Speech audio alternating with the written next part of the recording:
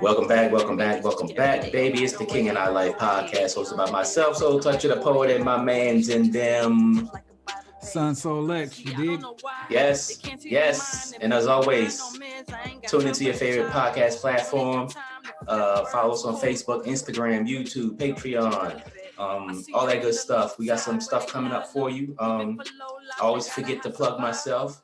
I got 3 books out there on Amazon. My first one is Taste My Poetry, Taste My Soul. My second one is Balance of a Poeteer.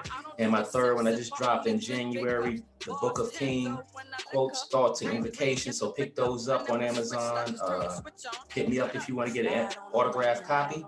But we're going to jump back into this conversation of is monogamy dead? Yes, sir. So, thanks again, Charlie, for checking in with us, homie. But Yes. just to continue where we left off, I mean, when you're in a committed relationship, again, you have those times and those situations where you do get frustrated with your mate because for whatever reason they're not giving you what you think you need, Or you're not giving them what they think they need. right?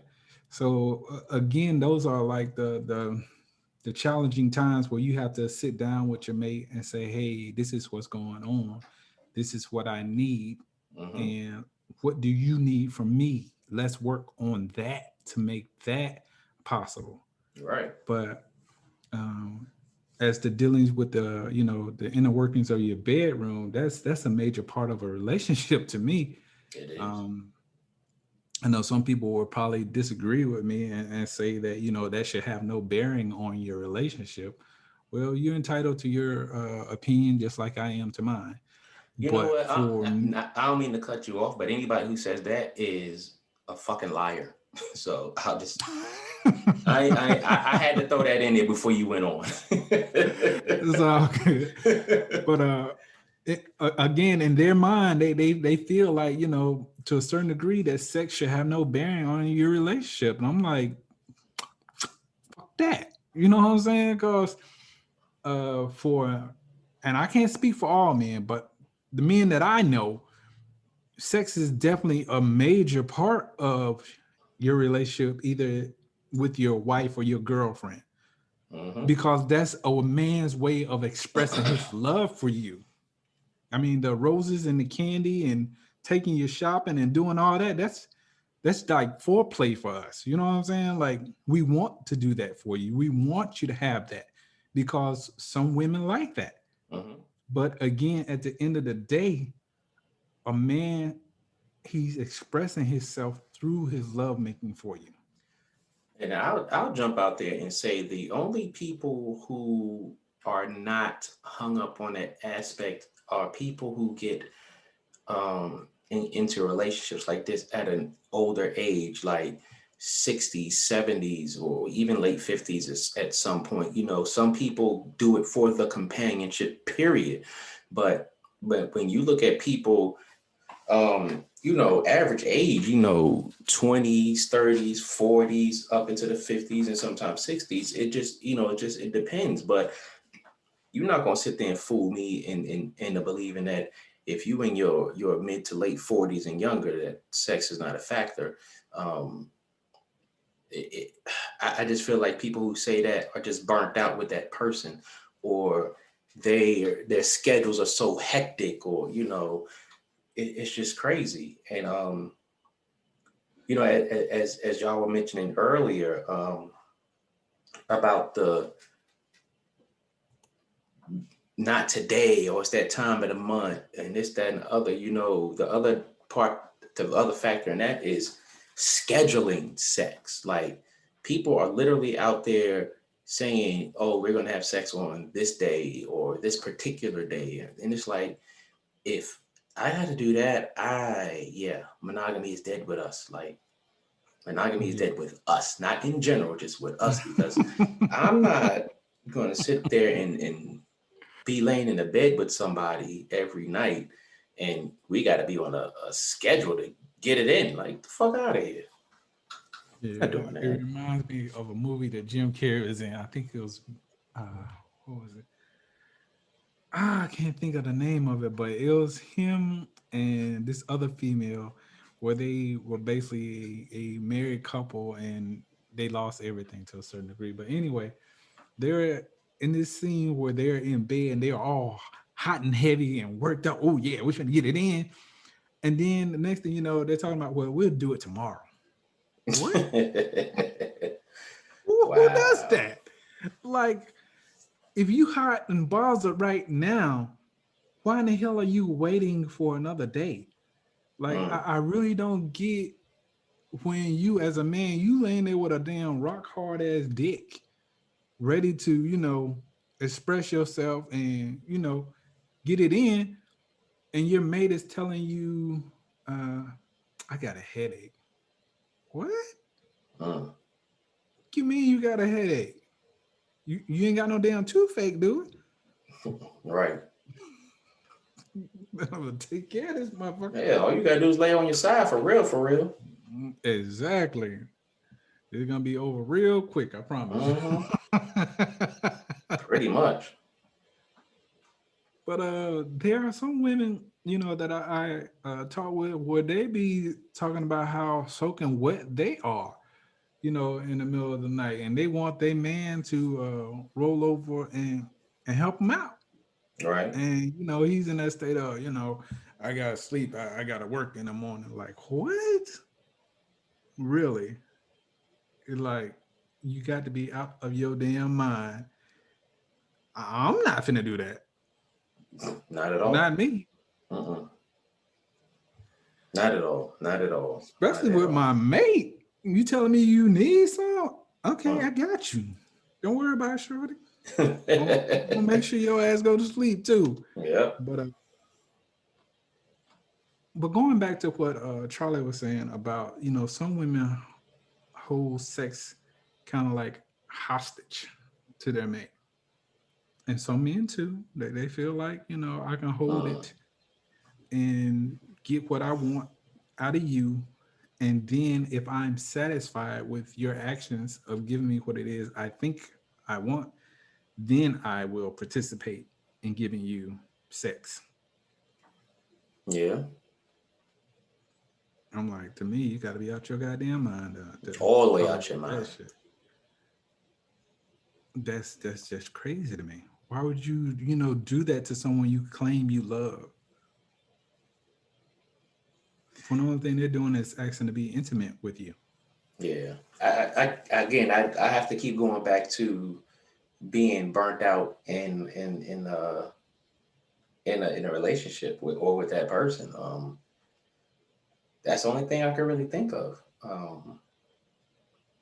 Because monogamy just really isn't dead. I just think people just have too many outside influences that are convincing them of the wrong damn things when it comes to that. Because you shouldn't be um, you shouldn't model your relationship off of what you see off TV unless it's productive. Um, and you got to go back to those older TV shows from the 90s and 80s and 70s and stuff where you had monogamous relationships, and it was a good idea of what a relationship is. Now it's not even like that, so you don't have those good models, you don't have those good influences, you don't even have that at home a lot. So um, when you think about it, you just have to look at what are some people basing that off of. You know, then at the end of the day, you know, you may have your own individual experiences, and that's what it is. True. My grandmother always used to say there are two things you never let a man lead a home with. One, an empty stomach, and two, a heavy set of balls. That's basically what she said. You never let a man leave home not being sexually satisfied and his stomach empty. And I think that a lot of women nowadays, they that whole concept, it doesn't ring a bell to them. Like they really don't give two shits about it. Hmm. Like as long as they're getting what they need out of the relationship, um, taking care of a man's personal needs is really not high on their radar, as they say. Right. I mean, there are some men out here who are really doing some real simping. Mm. Let's just call it what it is, real fucking simping. And it's a turn off to women. It is. So initially, when they first entered the relationship, the interest was there on both parts. Mm-hmm. Then uh, I think some men they forget that they're a man first, and they want so bad to please this woman that they damn near break their neck to do that. So it's kind of in a woman's nature, and again, this is just me personally speaking, that she's gonna challenge you from time to time. She wants that alpha energy or the best energy you can give her. She wants to hear no every now and then. But if you are constantly telling her, yes, yes, dear, yes, anything you want, I got you, then some women will fully goddamn ride your ass until your ass is broke. And then some other women, that's a turnoff for them because they don't hear no. They kind of pick up on the weakness within you. I don't necessarily feel like you have to be an alpha male or alpha woman to maintain your relationship. I think You know, if you go into it with your values and your position and you have good communication, a man or a woman shouldn't have to challenge their mate. I mean, I I think totally agree. if you are put in a position to where you think, feel, or whatever, you have to challenge your mate, then that means your mate is really not doing what the hell they supposed to be doing.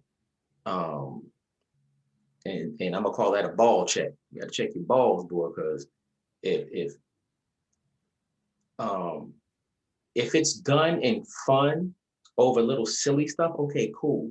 But if that becomes the norm and it's over serious stuff, that's a problem. And in those cases, I can get where a person is looking at that monogamous relationship like, man, damn that, nah, this is for the birds. Because if I got to deal with this, I might as well not be here or go do me. Yeah. You know, I agree with you that it shouldn't come to that. There shouldn't have to be a continuing of the game, as they say. Uh, Mm-hmm. Unfortunately, in a lot of situations, though, even after you're married, you have to still keep playing the fucking game. Mm-hmm. Honestly, you have to keep playing it. And that what I'm talking about specifically is you still gotta date your wife. You still Mm-hmm. gotta surprise her every now and then. Mm-hmm. You still gotta help her, guide her to a certain extent. You know, the worst thing my grandfather said you can do for a woman is be indecisive. He said it's the worst damn thing you can be is indecisive because he said that the moment you start not being able to make up your mind Mm-hmm. as a man, a female is basically looking at you as another female to a certain extent That's quite because possible. she's looking for you for guidance. Mm-hmm. So you know if you're gonna be a man, be the man. Right. You're not gonna always get it right. Don't You're not always pretend. gonna yeah, you're not always gonna make the best decision, but um, you have to make up your mind and stick with it. Mm-hmm. If you see that, you know, the choice that you made as a man is not working out, then you have to be the one to make the call and say, okay, all right, that's not right. Let's go in a different direction Right. or a new Exactly. direction. But you have to be the man and say what it is that you truly feel. Don't tell a woman what you think she wants to hear Right. because she's asking you, what do you think? Mm-hmm. Yeah. Yeah. That's the quickest way to lose your status in that situation. Heck yeah. Quickest way. But you definitely gotta play a role. You know what I'm saying? I mean, if you're gonna be the man, be the man. I'm no relationship expert. I can only give you, you know, the things I've acquired over the years, Right. the Right. lessons I've learned. Mm-hmm. But as far as monogamy, again, I just feel like it's not even a factor now to a certain degree. The Mm. the the the whole field, the playing field has changed. It has changed drastically at that. Yes, it has. I mean, we gone to a place of from where we want somebody to love and care for us Mm-hmm. to a place now where it's all about your status as far as like how much money you make, the kind of car you drive, the kind of house you live in. And this is again both sides of the coin. It's not just uh, women who are looking at that; men are looking at that too. Because let's be honest about it, there are a lot of females who make a hell of a lot more money than men do. Mm-hmm. And there are some men who are like freaking vultures. You know what I'm saying? They looking for the next come up, as they say. Oh yeah, yeah. You know, a lot of people don't want.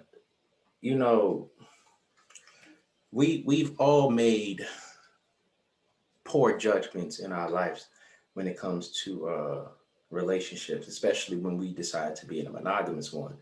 Um, One of the things that I can say will steer people away from monogamous relationships again is that other person being a liability. And you also have to take into consideration when people do get into relationships, um, staying in a monogamous relationship, they're looking at that person so that they're not a liability to them. And to be specific on that, I'm not only talking about financially, you have to look at mentally, you have to look at emotionally, physically, health wise, um, uh, personality wise, character, potential. It's so many things that people are being more meticulous about, in particular about when it comes to that, that it steers people off from monogamous relationships because, you know, you might have a cream of the crop type of person over there, but if they have a lot of health issues going on, you know, you have to kind of like future project, you know, what that's going to look like in the next 2, 3, 4, 5 years. Like, you know, you put your time and effort into this person thinking about monogamous, and it's like this person might have a poor ass lifestyle health wise. And it's like, do you want to put yourself in a position to where you are worrying about what's going to happen throughout time? Because you might look at that person's health and you might mentally check out because it's like, this person is sickly and this, that, and the other can happen. It's like, I need to prepare myself before that happens. And as sad as that is, it happens. Yeah, it definitely does. Um, I forgot whose show it was. It was a female show, and she was talking to a another female about relationships and about finding a good man. And lo and behold, the person she was talking to, they were still married to an older gentleman who actually was in a hospital at the time, basically on his deathbed. And she had already moved on. She was like, I need a man that can do this and that and that and this. And we're like, well, the audience was like in horror, damn near, like, really? So you're married to this man, uh, but you are on the show right now looking for another dude. Like, Mm. what happened to that death do his part? Like he's not even in the grave yet, and you're already out here looking for a new man. Wow. That, yeah. And that happens. Damn That sure it does. definitely, it definitely happens. You know, I can't be one to say that's messed up or anything like that because, you know, if that's the type of agreement that you have or type of understanding that you have, then, you know,